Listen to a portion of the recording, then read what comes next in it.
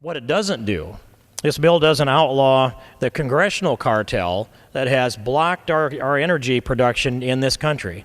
Now, I'd take us back to the 109th Congress, when we had almost all Republicans that were ready and did come to this floor and voted to drill in ANWR, the Arctic National Wildlife Refuge, which, by the way, you'd be hard-pressed to find wildlife up there, and I've been there to look. But we had almost all Republicans that voted for it. A small group of them joined together with Democrats and blocked drilling in ANWR. That was 109th Congress. That's when we were pushing to put more oil on the market, more energy on the market.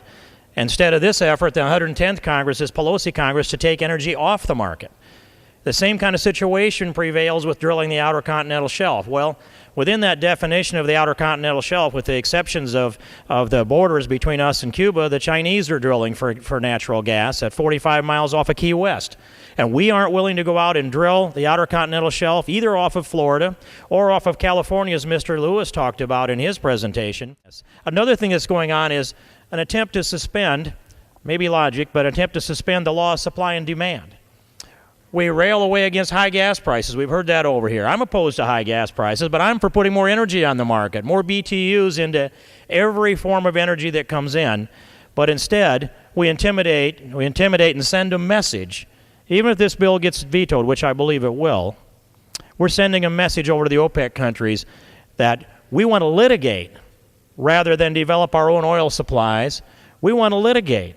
What does that say to them? Because of the cartel in Congress, this cartel that says if it's green, it's good, if it's energy, it's bad, a cartel of people in this Congress that believe that the cost of energy going up is a good thing because people will burn less gas.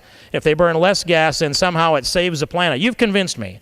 You've convinced me that a significant element of the Democrat caucus really doesn't care about high energy prices, except as the higher the prices go, the less gas will be bought and burned, and there will be less carbon emissions into the atmosphere. That's the wrong priority. We need more energy on the market, not less.